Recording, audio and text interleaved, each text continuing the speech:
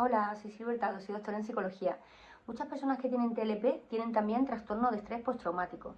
Son dos diagnósticos que comparten muchos síntomas en común y por eso muchas veces no se sabe hasta dónde llega un diagnóstico y empieza el otro, o si es que van los dos juntos, o incluso se dan diagnósticos erróneos, se cree que es uno y en realidad es el otro. Entonces, para poder saber un poco la diferencia, se puede dibujar de esta manera. Si esto es la vida de una persona que en determinado momento le diagnostican TLP y esta es la línea de vida de otra persona que en un momento le diagnostican trastorno de estrés postraumático, los dos tienen en común que el diagnóstico llega como consecuencia de trauma. Traumas son situaciones abrumadoras que sobrepasan tu capacidad para afrontar lo que ha ocurrido en ese momento, porque eres demasiado pequeño o porque estás desprevenido aunque no seas demasiado pequeño o porque no te apoyan y te explican desde fuera lo que ha ocurrido y están contigo acompañándote o porque lo que ha ocurrido es sencillamente abrumador para cualquier persona.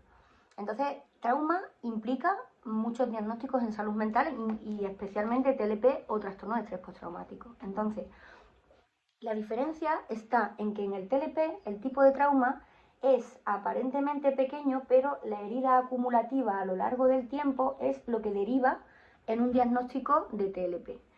A lo largo del tiempo, desde que uno suele ser pequeñito, en la familia, luego en el colegio, luego con la pareja, luego con el trabajo. Entonces el diagnóstico de TLP, cuando se han acumulado el suficiente número de puntos para esa persona en concreto, según su temperamento, pues aparece un diagnóstico de TLP.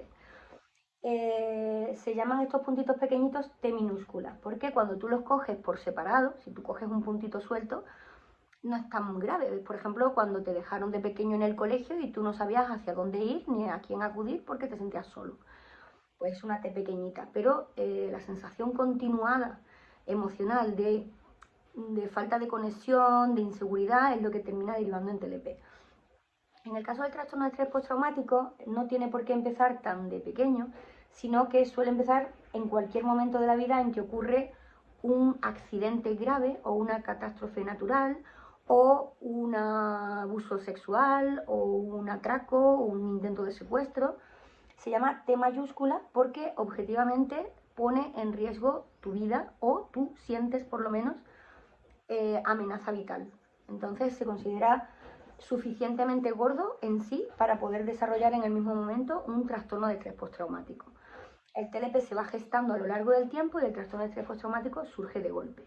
Entonces, una persona que tiene dificultades para sentirse seguro en su día a día está predispuesta a que interpersonalmente haya alguien que le provoque un trauma de T mayúscula, abuse de esa persona o le haga daño, y entonces en ese sentido se pueden solapar los dos diagnósticos, que el tener TLP puede predisponer, por la inseguridad que tú transmites hacia el exterior, puede predisponer a que alguien desde fuera quiera abusar de ti sexualmente o te maltrate. Entonces ya provoca el TLP, deriva en T mayúscula. Entonces en esos casos se solapan los dos diagnósticos y se confunden mucho.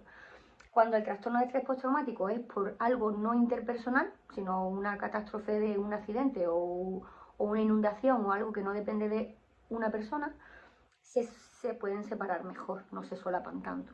Entonces, otra diferencia entre el TLP y el trastorno de estrés postraumático, aparte de que el TLP se va gestando y el trastorno de estrés postraumático surge de golpe, otra diferencia es la reacción emocional de una persona ante uno y ante otro.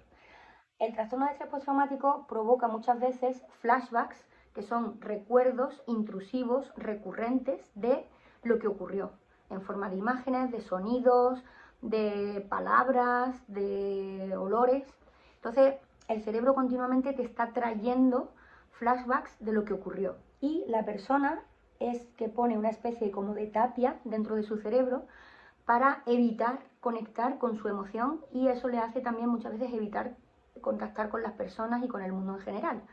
Entonces son personas en general evitativas y viven en un estado semidisociativo porque están como si ese problema no hubiese ocurrido ya.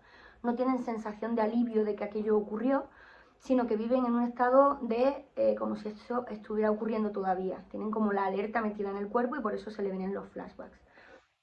La persona con trastorno con TLP no tiene esa conducta evitativa, sino que es más en continua inestabilidad con las relaciones interpersonales, con su identidad de quién soy yo, de cómo, qué quiero para mi futuro.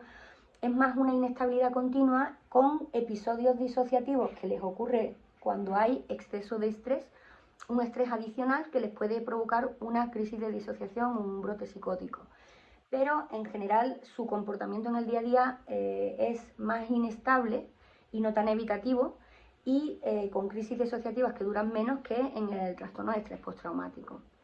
Entonces, como conclusión, cuando una persona con TLP, que es trauma relacional, trauma interpersonal de apego, eso te predispone a poder tener un trauma más serio con otra persona y se pueden solapar los dos diagnósticos. Pero aunque la persona con TLP pueda tener pesadillas, pero no suele tener tampoco flashbacks y es también otra diferencia que hay con el TLP, porque puede tener pesadillas con respecto a gente que le falló, gente que le hace daño, gente que habla mal a su espalda, pero no se le viene con esa intensidad ni tienen esa sensación tan tan disociativa de estar ocurriéndole todavía lo que ocurrió en aquel momento. Si os ha gustado este vídeo, por favor, le podéis dar a like y suscribiros al canal. Muchas gracias.